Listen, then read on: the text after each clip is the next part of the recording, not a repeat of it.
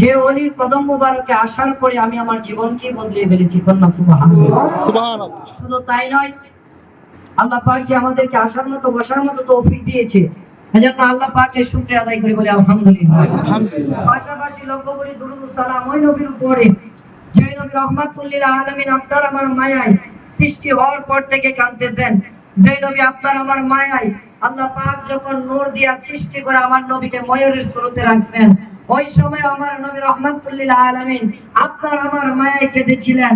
আপনার আমার মায়ায় আল্লাহর নবী সাল্লাল্লাহু আলাইহি সাল্লাম দুনিয়ার জমিনে আসছে উম্মতি বলে কেঁদেছেন। কথা কোন ঠিক কিনা বেঠিক? আমার নবী রাহমাতুল লিল আলামিন দুনিয়ার জমিনে 63 বছর জিন্দেগি উম্মতের মায়ায় উম্মতের ব্যথায় ব্যতীত হয়ে আমার নবী কাঁদছে। শুধু তাই নয়, আমার নবী 27 বছর আল্লাহর সাথে দিদারে গেছেন, মেরাজে গেছেন, ওইখানে আপনার আমার মায়ায় কেঁদেছেন। কন্যা ঠিক কিনা বেঠিক? শুধু তাই নয়, রোজায় আতাহারে শুয়ে শুয়ে শুধু আপনার আমার মায়ায় আমার নবী রাহমাতুল লিল আলামিন কাঁদে। হাসরের মাঠেও আমার নবী আপনার আমার মায়ায় কাঁদবে। ফুলসিরাতের গেটে আপনার আমার মায়ায় কাঁদবে। মিজানের পাল্লায় আপনার আমার মায়ায় কাঁদবে। শুধু তাই নয়, আল্লাহর নবী রাহমাতুল লিল আলামিন জাহান্নামের গেটে দাঁড়ানো থাকবে। ওইখানে দাঁড়ায়া দাঁড়ায়া দেখবে উম্মত নি জাহান্নামে চলে যায়। ওই নবীর উম্মতে আমরা খুশি না বেজা?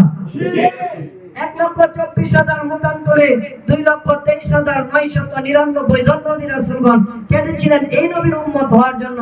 আল্লাহ বিনা দরখাস্তে আপনাকে আমাকে ওই নবীর উম্মত হিসাবে কবুল করেছে। আমরা খুশি না বেজা? খুশি হয়ে আবার বলি আলহামদুলিল্লাহ। আমার বাবারা ভাইরা, আল্লাহর নবী রাহমাতুল লিল আলামিন বলেন, আমি হচ্ছে খাতামুন নবীন, শেষ নবী। আমার পরে আর কোন নবী আসবে না, তবে আমার কিছু প্রতিনিধি আসবে, তারা হচ্ছেন আল্লাহর বন্ধু, আল্লাহর ওলি। কন্যা সুবহানাল্লাহ। আমার বাবারা ভাইয়েরা, আল্লাহর ওলি এমন জিনিস যে সাধন যে করতে পারে, আল্লাহর ওলিকে যে ধরে রাখতে পারে, তার দুনিয়াও কামিয়াব, আখিরাতেও কামিয়াব। কন্যা সুবহানাল্লাহ। শুধু তাই নয়, হুকুম কি? পীরের হুকুম মানতে হবে, পীরের আদেশ মানতে হবে, পীরের ওজিফা করতে হবে, পীরের আগে পাশে কোনো কথা বলা যাবে না। পীর যা হুকুম করে তাই মানতে হবে। আমার বাবারা ভাইরা, একটা নজরানা দিয়ে আমি শেষ করে দেব। ওই এনায়েতপুর পাক দরবার শরীফের মধ্যে আমাদের হুজুর কিবলা এনায়েতপুরী রহমাতুল্লাহ আলাইহি উনি খাজা বাবাকে ডাক দিয়ে বলেন, হে খাজা, তুমি কিছু লোক সংখ্যা নিয়া ওই পুকুরটার মধ্যে নামো। মাঘ মাসের শীত বাবারে, ওই শীতের মধ্যে খাজা বিশ্ব আলী খাজা বাবা কয়েকজন লোক নিয়ে পুচুরি পানার সাফ করার জন্য পুষ্করিণীর মধ্যে নামছে।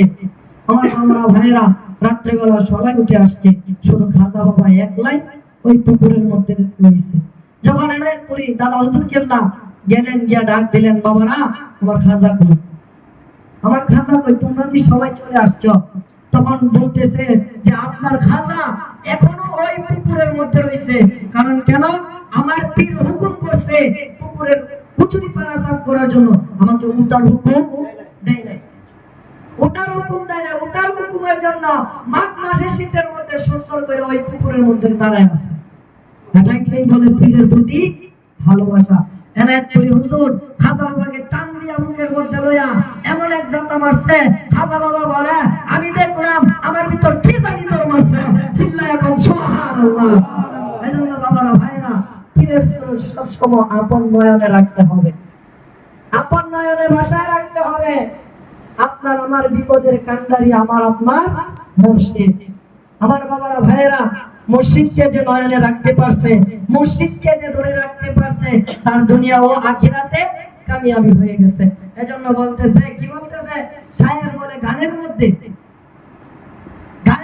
শায়ের বলতেছে যে তোমারে যে কত ভালোবাসি আমার দয়ালে মুর্শিদ, তোমারে যে কত ভালোবাসি আমার মুখে বলবো কি, আমার হৃদয়ের মাঝে ফটো তুলে রেখেছি দয়াল মুর্শিদ, তোমারে যে কত ভালোবাসি। আরে লাইলি যেমন পাশে ভালো পাশে ভালো মজনুকে, তেমনি ভাবে বেশো ভালো দয়াল মুর্শিদ আমারে, আমার প্রাণের মুর্শিদ, তোমারে যে কত ভালোবাসি। দুধে যেমন চিনি মিশে লবণ মিশে পানিতে,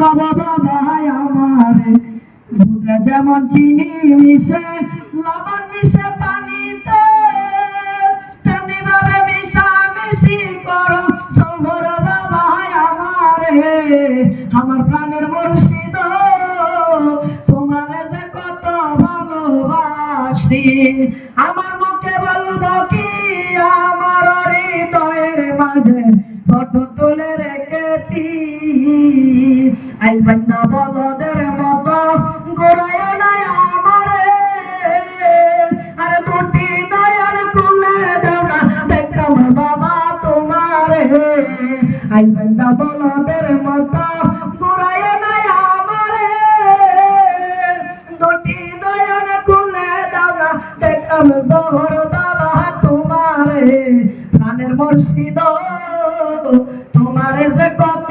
ভালোবাসি আমার বাবারা ভাইয়েরা একটা জিনিস আমি লক্ষ্য করলাম দরবারে আইসা আপনারা দরবারের যারা হুজুর কেবলার মুরিদ আপনারা হুজুরকে সালাম দেন হুজুরকে সালাম দেওয়া যাবে না হুজুরকে করতে হবে কদম বুসি কারণ কদম শব্দের অর্থ পা এবং বুসি শব্দের অর্থ হচ্ছে না আপনারা কদম বুসি করবেন সালাম দেওয়া যাবে না সালামের অর্থ বুঝতে হবে সালামের অর্থ হচ্ছে পীরের উপর শান্তি বর্ষিত হোক আমরা পীরের জন্য এই দোয়া করতে পারি না তবে পীর আমাদের জন্য এই দোয়া করতে পারে ভক্তের কাবা একমাত্র পীর ভক্তের কাবা একমাত্র পীর তোমার যে ভাঙ্গা বেড়া রিপুয়ে কইরাছে গেরা মনের বেড়া লাগাও সত্য করে আপন ঘরে মোহাম্মদী রূপে ডুবলে পাবি তারে বিপ্লবী রূপে ডুবলে পাবি তারে আপন ঘরে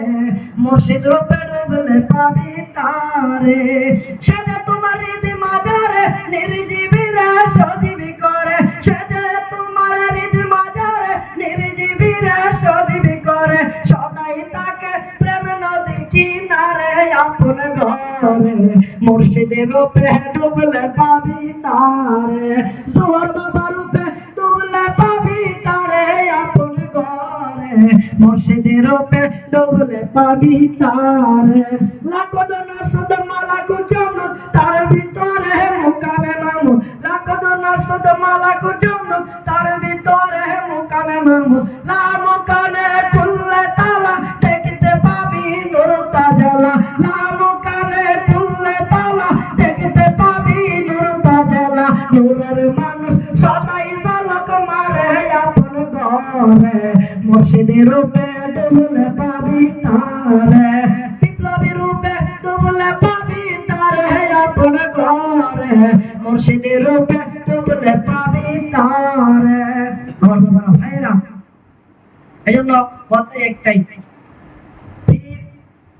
ভক্তের জন্য কাবা কাবাকে সামনে রেখে কাবাকে নয়নে রেখে আল্লাহর ইবাদত করলে ইবাদতে মজা পাবেন আল্লাহকে ডাকলে আল্লাহকে পাবেন কারণ আল্লাহর হাবিব রাহমাতুল লিল আলামিন বলেন দুনিয়ার জমিনে যখন তুমি তোমার মুখ দেখবা তখন একটা আয়নার প্রয়োজন হয় আর আল্লাহকে দেখার জন্য একটা আয়না প্রয়োজন রাসূল দেখার জন্য একটা আয়না প্রয়োজন ওই রাসূল দেখার আয়না হচ্ছে মুর্শিদ আর আল্লাহ দেখার আয়না হচ্ছে আমার আপনার নবী কামলিওয়ালা দুকুলের সাথে রহমাতুল লিল আলামিন আমার বাবারা ভাইরা এজন্য মুর্শিদকে নয়নে রেখে আল্লাহ পাক রব্বুল আলামিনের ইবাদত এবং রাসূল সাল্লাল্লাহু আলাইহি ওয়াসাল্লামের গোলামি মুর্শিদের পায়রামি যেন আমরা করতে পারি সেই তৌফিক যেন আল্লাহ আমাদেরকে দান করে সকলে বলে আমিন ওয়া আখিরি দাওয়ানা আলহামদুলিল্লাহি রাব্বিল আলামিন আসসালামু আলাইকুম ওয়া রাহমাতুল্লাহি ওয়া বারাকাতুহু